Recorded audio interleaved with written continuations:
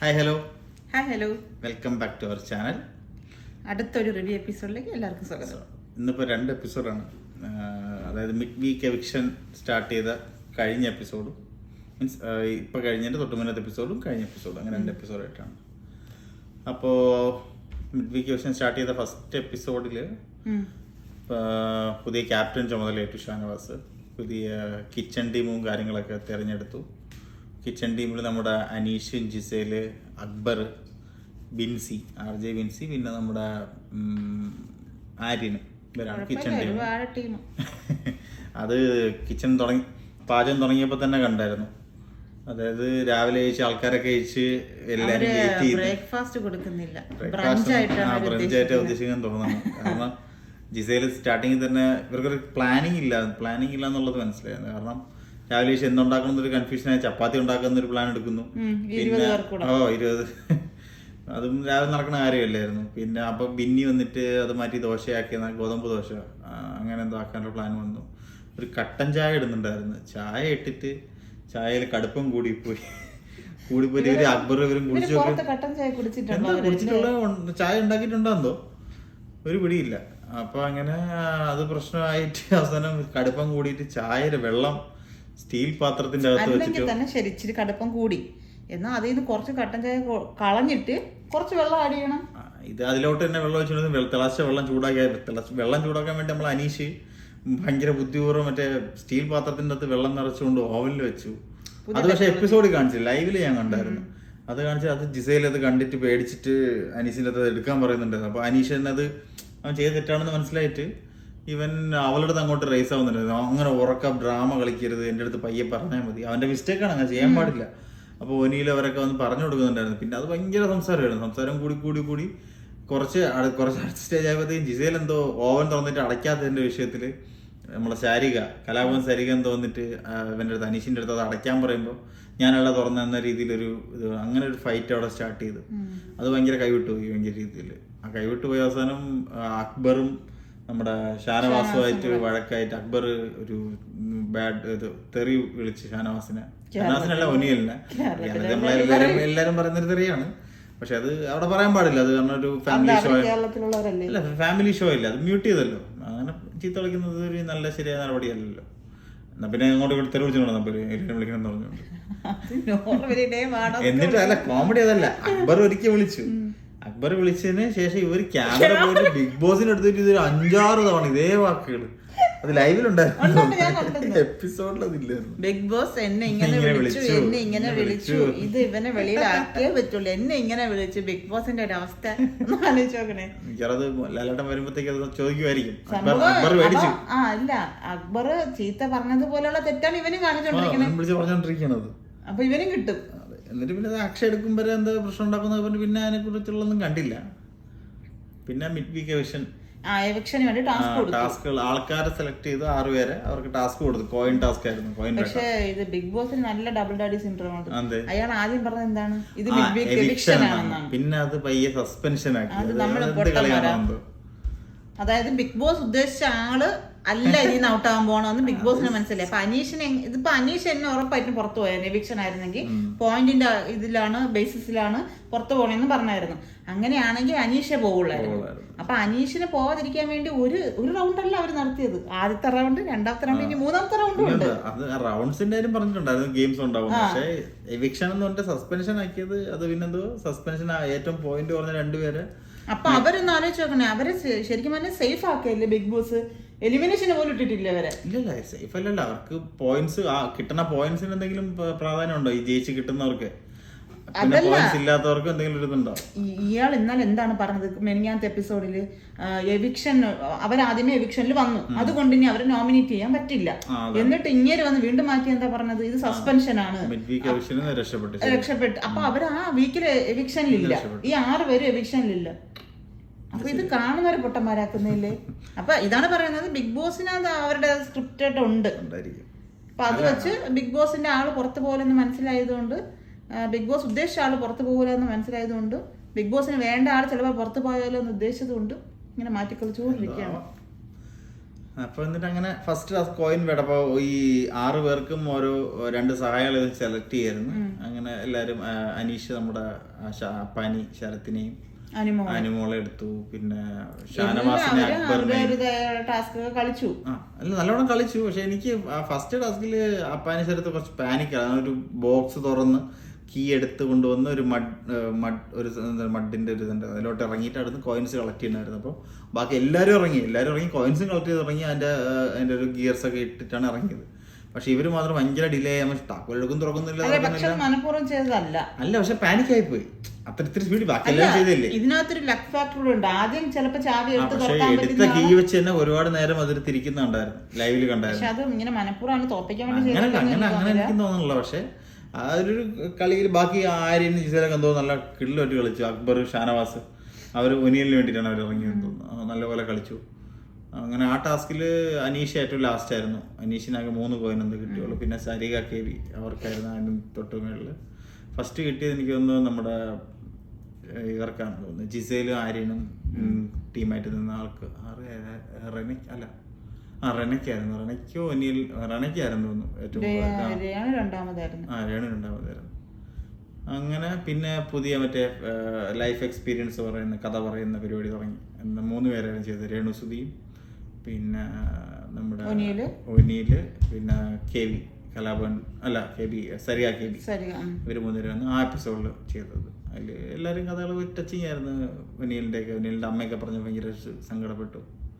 കാരണം ഇതാണ് ഇമോഷണലി ഭയങ്കരമായിട്ട് ഇവരെ ഒന്ന് വീക്കാക്കുക എന്നുള്ളതാണ് ഇതിന്റെ. കാരണം പാസ്റ്റ് മെമ്മറീസിലോട്ട് പോകുമ്പോൾ ഓട്ടോമാറ്റിക്കലി ഇവർക്കൊരു സങ്കടം വരുമല്ലോ. അല്ലെങ്കിൽ അതിനെപ്പറ്റി ആലോചിക്കുമ്പോഴും പാരന്റ്സിനെ പറ്റി അല്ല ഫാമിലി മെമ്പേഴ്സിനെ പറ്റിയൊക്കെ ആലോചിക്കുമ്പോൾ. അപ്പോൾ അത്രയായിരുന്നു ആ എപ്പിസോഡ്. പിന്നെ ഇപ്പൊ ലാസ്റ്റ് ഇന്നലെ കഴിഞ്ഞ എപ്പിസോഡിലും അതിന്റെ കണ്ടിന്യൂഷൻ ആയിരുന്നു. തുടക്കം ഇതിന് അടുക്കളയിൽ നിന്ന് തന്നെ ലാലേട്ടൻ പറഞ്ഞ പോലെ അടുക്കള അടുക്കുന്ന കളം അങ്ങനെ എന്തോ അതിനെ പറ്റി പറയും. പക്ഷെ ആ അടുക്കള എന്നാണ് എന്നും വഴക്ക് കൊടുക്കുന്നത്. കാരണം കിച്ചൺ ടീം പോരാ. കിച്ചൺ ടീം ഭയങ്കര കാര്യങ്ങളൊന്നും നമുക്ക് കണ്ടിട്ട് അങ്ങനെ ഒരു, കാരണം ഒനിയിൽ കഴിഞ്ഞാണ് ഉണ്ടായിരുന്ന സമയത്ത് അയാൾ ഇടയ്ക്കിടയ്ക്ക് പറയുന്നുണ്ട് 20 പേർക്ക് ഭക്ഷണം വെച്ച് വിളമ്പുന്നുണ്ടായിരുന്നു. അത് സീരിയസ് ആയിട്ട് വലിയൊരു പ്രധാനപ്പെട്ട കാര്യമാണ്. കാരണം കഴിഞ്ഞ സീസണിലൊക്കെ എപ്പോഴും ഒരു എക്സ്പീരിയൻസ് ആളെ കിച്ചൺ ടീം ഇടുന്നതാണ്. ടീം സെലക്ട് ചെയ്തതിൽ ഒരു മിസ്റ്റേക്ക് ഉണ്ടെന്ന് തോന്നുന്നു. കാരണം പഠിക്കണം. പക്ഷെ എന്നാലും ആ ഒരു തുടക്കത്തിലൊരു മീൻസ് മിക്സപ്പ് ചെയ്തിടണമല്ലോ. ഇപ്പം സരികയും ഒനിയിലും ഒക്കെ ഒന്നിച്ചൊരു ടീമിലായിരുന്നു. അതിന് പകരം ഒനിയിലിനെ അവിടെ ഇട്ടിട്ട് സരികയെ മാറ്റി നിർത്തണമായിരുന്നു. അവർക്ക് കഴിഞ്ഞ ആഴ്ച അത്രത്തോളം ഒന്നും ചെയ്യാനുണ്ടായിരുന്നില്ല. ഇവർ കിച്ചൺ ടീമിലേക്ക് ഒതുങ്ങിപ്പോയി. അതാണ് പറഞ്ഞ ആദ്യമേ സെലക്ട് ചെയ്യുമ്പോൾ തന്നെ അറിയാന്നുള്ള എല്ലാരും കൂടെ ഒന്നിച്ചിടാതെ അറിഞ്ഞുകൂടാത്തൊരു 3 പേരെ അറിയാന്നുള്ള ഒരാളെ കൂടെ ഇട്ട് കഴിഞ്ഞാൽ അത് മാനേജ് ആയി പോകും. അടുത്ത സെക്ഷൻ ആകുമ്പോൾ ആ അയാളെ മാറ്റിയിട്ട് അടുത്ത ആളെ ഇട്ടിട്ട് ബാക്കി 3 അറിയാത്തവരോട് അങ്ങനെയൊക്കെ ഒരു ഷഫിൾ ചെയ്തായിരുന്നു. ക്യാപ്റ്റൻസിയുടെ പ്രശ്നമാണ്. കാരണം കിച്ചണിൽ കിടന്ന് വഴക്കുണ്ടാക്കുന്നു, ആരോ ബിന്നി പറഞ്ഞത് ഉപ്പല് തെറിക്കും എന്നൊക്കെ പറഞ്ഞത് അതിന് വേണ്ടി അടുത്ത പ്രശ്നം. അപ്പൊ അതിന്റെ ക്യാപ്റ്റൻ തന്നെ അനീഷാണ്. അനീഷ് എന്തൊരു ഷോ ആയിരുന്നു. നിങ്ങൾ എല്ലാവരും അവിടെ നിന്ന് ഇറങ്ങിയില്ലെങ്കിൽ ഞാൻ അവിടെ കുക്ക് ചെയ്യില്ല എന്നൊക്കെ പറഞ്ഞു ഒരു കമാൻഡ്. ഇപ്പം ജിസേലിന്റെ വർത്താനത്തിൽ ഒരു കമാൻഡിങ് പോലെ അതാണ് അന്ന് അനീഷിന് പിടിക്കുക. പക്ഷെ പറയുമ്പോ ഒരു സോഫ്റ്റ് ആയ രീതിയിൽ ഇവരാരും പറയുന്നില്ല.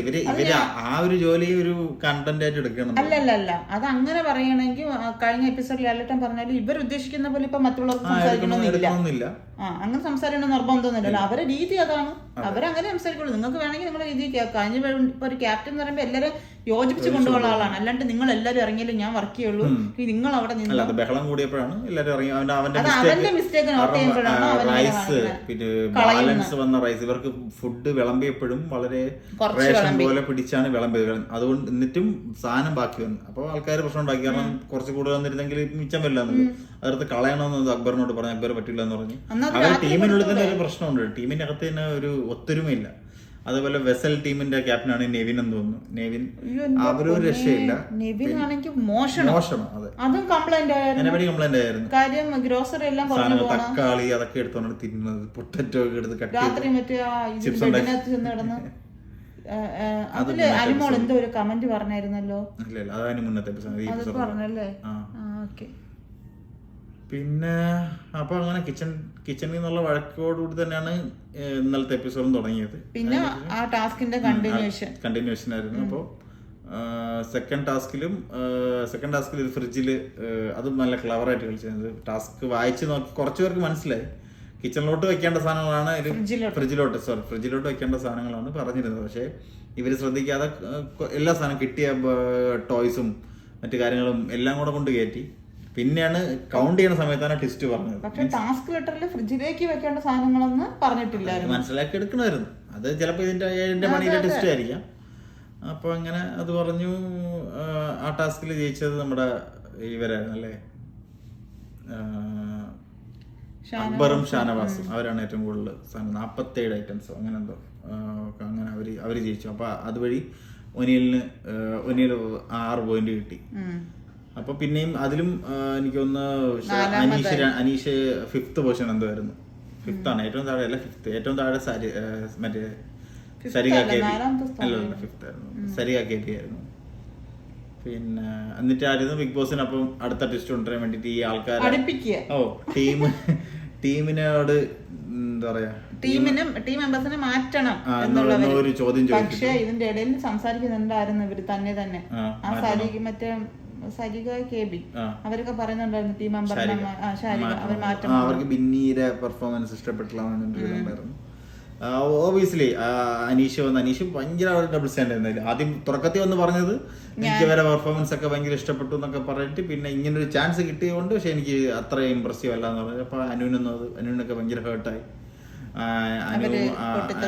അനി ശരത്തൊക്കെ വന്ന് പൊട്ടിത്തെറിച്ചു. അപ്പൊ ബിഗ് ബോസ് എന്താണ് ഉദ്ദേശം നടന്നു, ഒരു കണ്ടന്റ് കിട്ടി. പിന്നെ ഉണ്ടായിരുന്നത് ജിസേല് എന്തോ മേക്കപ്പ് സാധനങ്ങൾ പിന്നെ അത് നല്ല രീതിയിലുള്ള പണിഷ്മെന്റ് കൊടുത്ത 2-3 വീക്ക് പിടിച്ച് നോമിനേഷൻ ഇടുക. അത് പറ്റാനിലേക്ക് ചിലപ്പോ അവര് യൂസ്ഡ് ആയിപ്പോയി. അതിപ്പോ അവർക്ക് ചെയ്യാൻ പറ്റില്ല. ബിഗ് ബോസ് ഒന്നും ഇവരെ പറഞ്ഞു വിടുക. ഒരാൾ മാത്രം എന്തിനാണ് എപ്പോഴും റൂള് തെറ്റിച്ചോണ്ട് ബാക്കി എല്ലാരും മണ്ടരാണ്. എന്നിട്ട് പിന്നെ അവള് പറയുന്നുണ്ട് ഞാൻ ഫൗണ്ടേഷനും ഇതൊന്നും ഇട്ടിട്ടിരുന്നില്ല, ഓയിൽ തേച്ചാണ്. അനുമോട് കൃത്യമായിട്ട് ടിഷ്യൂ പേപ്പർ കാണിക്കുന്നുണ്ട്, അതിൽ ഫുള്ള് ക്രീം ആയിരിക്കുന്നത്. ഓയിൽ തേച്ച് കഴിഞ്ഞാൽ ഇങ്ങനെ വരുമോ, ഇളവ് വരുമോ ഇങ്ങനെ. അങ്ങനെ ജിസേലും അനുമോളുമായിട്ട് ചെറിയ വരസലുണ്ടായി. ജിസേലിനെ സപ്പോർട്ട് ചെയ്ത് നെവിൻ വന്നു. നെവിനെ ഈ പെമ്പിള്ളേരെല്ലാം കൂടെ തെളിവ് കാണിച്ച് ഓടിച്ചു വിട്ടു. നെവിൻ രാത്രി ആയാലും കള്ളത്തരം ഒരു കുറവില്ല. അയ്യോ പൊട്ടറ്റോ കട്ട് ചെയ്ത് ഓവനിൽ വെച്ച്. ഈ ഓവൻ വർക്ക് ചെയ്യുമ്പോ ഇവിടെ ആരും സൗണ്ട് കേൾക്കുന്നില്ല എന്നാണ്. ഉറങ്ങിയിരിക്കും. പക്ഷെ രസമുണ്ട് അതിന്റെ മോഷണ പരിപാടിയില്ല. അതെനിക്കറിയാം ലാലേട്ടന്റെ എപ്പിസോഡിൽ അത് ഇനി ചെയ്യില്ല. ഇന്നത്തെ എപ്പിസോഡിൽ തന്നെ കിച്ചണിൽ നിന്ന് പറഞ്ഞതാ ഞാൻ ഇനി അങ്ങനെ ചെയ്യില്ല, ഞാൻ ചെയ്തു, ഇനി ഞാൻ ചെയ്യില്ല എന്ന് പറഞ്ഞിട്ട് വിശന്നാണ്. പക്ഷെ അവിടെ ഉള്ള ഇച്ചിരി കൂടെ വണ്ണം വെച്ചാൽ ബാക്കി എല്ലാരും ക്ഷീണിച്ചു തുടങ്ങിയിട്ടുണ്ട്. പക്ഷെ നെവിൻ തടിച്ചടിച്ച് വരുന്നുണ്ട്. കാര്യം കിട്ടുന്നുണ്ട്, ഫുഡ് കൃത്യമായിട്ട് നൈറ്റ് കിട്ടുന്നുണ്ട്. അപ്പൊ അത്ര ഉണ്ടായിരുന്നുള്ളൂ. അതായത് പിന്നെ ഈ ലാസ്റ്റ് എപ്പിസോഡിലും ഇതേപോലെ ലൈഫ് സ്റ്റോറി പറയണ ഇതുണ്ടായിരുന്നു. എനിക്കൊന്ന് നമ്മുടെ അഭിലാഷും അഭിശ്രീയും നെവിനും പിന്നെ കലാഭവൻ സാരികയായിരുന്നു. അതിൽ അഭിലാഷിന്റെ കുറച്ച് ടച്ചിങ് സ്റ്റോറി ആയിരുന്നു. പിന്നെ നെവിൻ പക്ഷെ നല്ലോണം ഹാൻഡിൽ ചെയ്തു. നെവിൻ കുട്ടിക്കാലത്ത് ഒരുപാട് ട്രോമയും കാര്യങ്ങളൊക്കെ ഉണ്ടായിരുന്നു പറഞ്ഞിട്ട് അധികം അതിലോട്ട് പോയില്ല. ഓർക്കാൻ ഇഷ്ടപ്പെടുന്നില്ല എന്ന് പറഞ്ഞാൽ അത് വിട്ടോളാം. അത് നല്ലൊരു ഇതായിരുന്നു. അപ്പൊ അങ്ങനെ കളികൾ മുറുകുന്നുണ്ട്. ഇനിയിപ്പം പക്ഷെ ബിഗ് ബോസിന്റെ ഡബിൾ ഡാഡി സെന്റർ നടക്കുകയാണ്. നമ്മൾ കണ്ടോണ്ടിരിക്കുന്നവരെ മണ്ടന്മാരാക്കണ പോലെ. അതിന്റെ ആവശ്യമൊന്നുമില്ല. ഒരു വാക്ക് പറഞ്ഞാൽ ആ വാക്കിൽ നിൽക്കണം.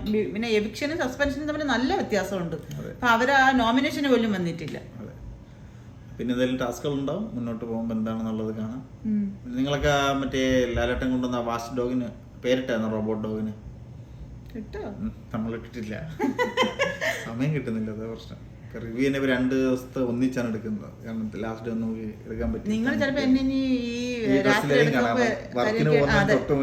ഡ്യൂട്ടിക്ക് ഷിഫ്റ്റിന് തൊട്ട് മുന്നേ ഇരുന്നാണ് ഈ എപ്പിസോഡിന്റെ റിവ്യൂ പറയാതിരിക്കുന്നത്. അപ്പൊ ഈ വശത്ത് തന്നെ നിങ്ങൾക്ക് എന്നും കാണാൻ പറ്റും. ഓക്കെ, അപ്പൊ അത്രേ ഉള്ളൂ.